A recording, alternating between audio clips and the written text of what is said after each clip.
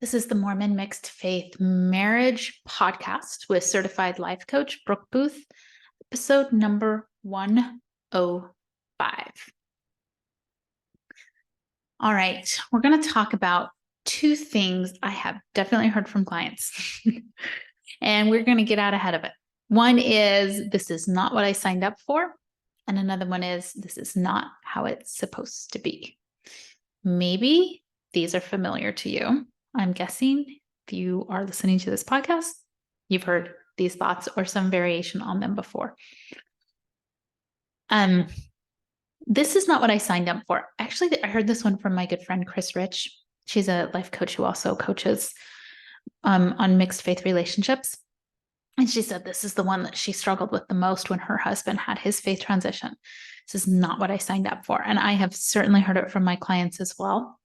So I see that one associated more with like a believing perspective, but really either spouse can think this.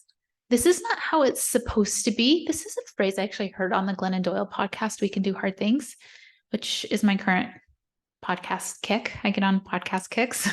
This is my current one. And they were saying like, oh, this is not how it's supposed to be. And I'm like, I am familiar with that. Like, that is something I've heard from myself and clients, sometimes on the more post-Mormon side.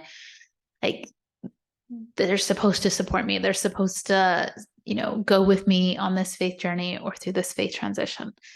But they're both very similar sentiments.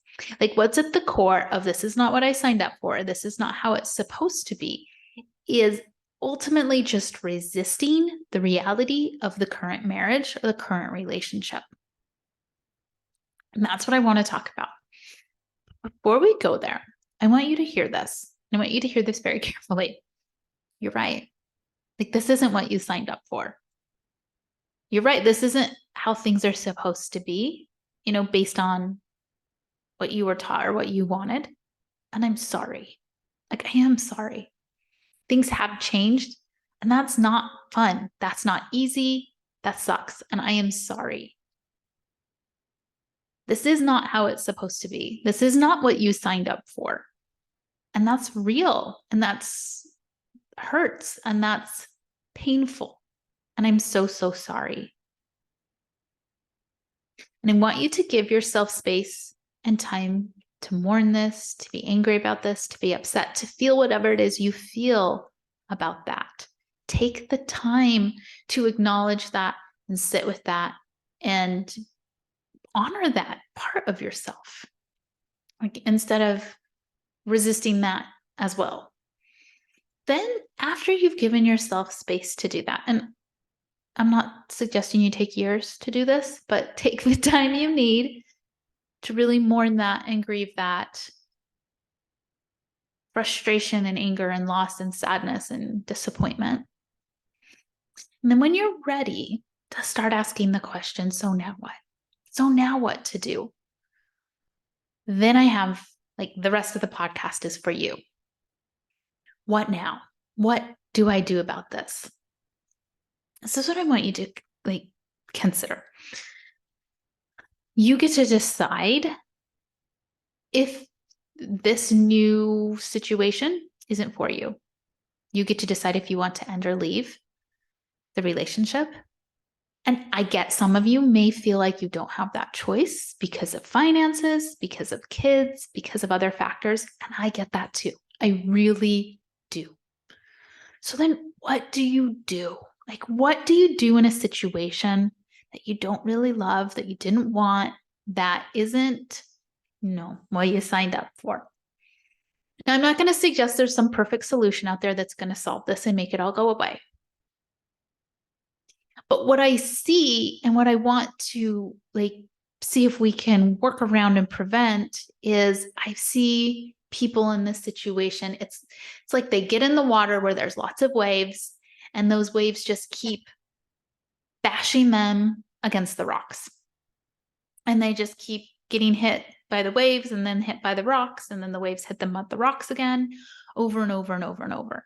That's what I want to avoid, is that constant cycle of pain and sorrow and hurt, frustration, where you just keep getting bashed against the rocks by the waves. when we like, I want to talk about what it looks like staying in the waves and keep getting repeatedly bashed by the rocks.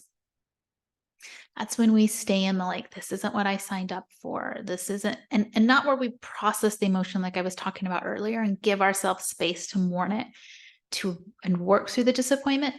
This is the space where we resist it. And we resist it. This isn't fair. This isn't right. This isn't, like, we resist it. The reality of what's happening in our marriage.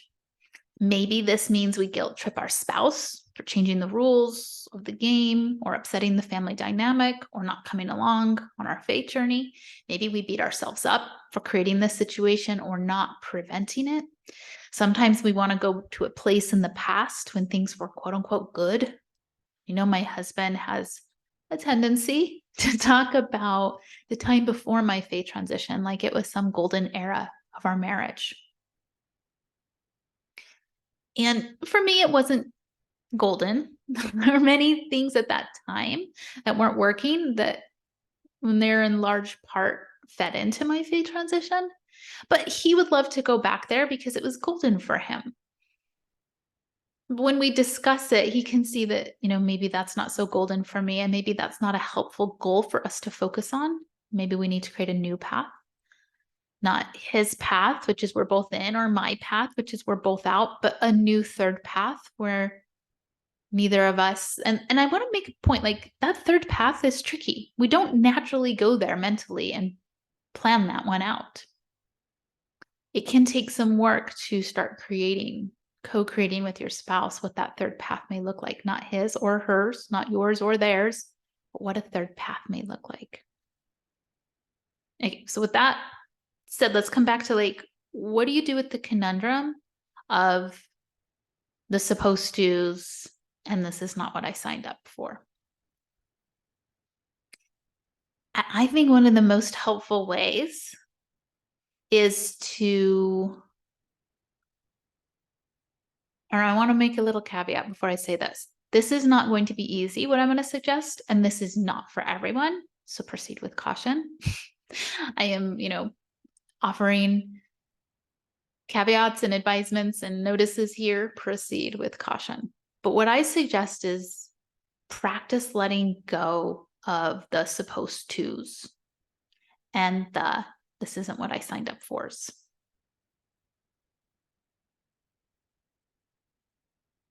Question the supposed to's. Question, this is not what I signed up for. Practice of letting go of what you wanted or what you think you want or what others tell you you should want, and embracing what is and the reality of what is happening today and what the two of you can create together. One way of starting this is to write out the supposed to's and write out this is what I didn't sign up for, or what I did sign up for. Like, write it out. Get really familiar with what it is you're even telling yourself was supposed to happen or what you did sign up for. And look at what you make it mean if you don't have those. Can you let that go? Can you accept they're not yours anymore? Can you mourn them? Now, you do not have to. You don't have to do this. Sometimes the answer is not letting go.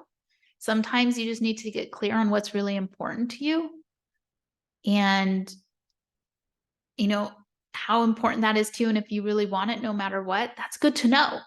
That's good to know. All I'm suggesting here is getting out of the waves that keep bashing you against the rocks. Bashing you against the rocks. One way to get out of the waves is to get out of the relationship.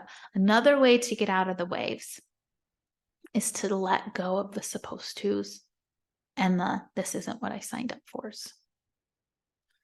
Finding peace with what is means letting go of the supposed to's. This is how you get out of the water, so you stop hitting the rocks.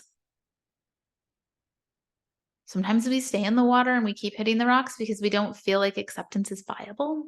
Like, we don't feel like that's a real solution. And again, I'll say this over and over, not all marriages need to last forever. A mixed faith marriage is not for everyone. It's not. So but option, leave the marriage, totally fine option. But if you want your marriage to last for whatever reasons, you're going to want to get out of the water so you don't keep getting bashed up against the rocks. You're going to need to let your bruises heal. You're going to need to let go of the supposed tos and the nots, what I signed up for. So write out what they are so you can be familiar with them, so you can start to let them go. This is not easy work. Like I said, it's not for everybody. I gave you plenty of cautions and advisements, but if you are interested in that work, and if you see that as the path forward you want to pursue, you might want to get a coach to help you work through it, because it can be challenging to question some of your biases and ideas and supposed tos and what you signed up for. It can be hard to see what they are because they seem so obvious to you, but it can be really powerful work to pull you out of those waves so you stop bashing your head against the rocks, so you can heal and move forward, creating a marriage that works for both of you. And it's probably going to not look anything like it was supposed to. And it's probably not going to look anything like what you signed up for. And that's okay. It's still a path forward, and it can be one where there can be a great deal of peace and contentment and fun and enjoyment and connection. If that's the choice you decide to make. One choice is not better than the next. They're just choices. Again, my primary invitation here is let's come out of the water, stop getting bashed up against the rocks by staying in, I can't have what I want, and this is what was supposed to happen, and this isn't what I signed up for. Those are extremely painful places to stay in for years and years and years. And they will wreak havoc on your mental health, your emotional health, your marriage, your physical health, your well-being, your contentedness, all sorts of things. It's just like staying in the waves that keep bashing you against the rocks. Yes, take the time to mourn. Yes, it's okay to feel that way. But then now what? What's next? And the what's next is to really question and drop the things that are causing you to stay in the water. It's causing you to get bashed up against the rocks. All right, if you want coaching help, just go to brookeboothcoaching.com. You'll find ways to work with me if you click the Work With Me tab. Wishing you the very best.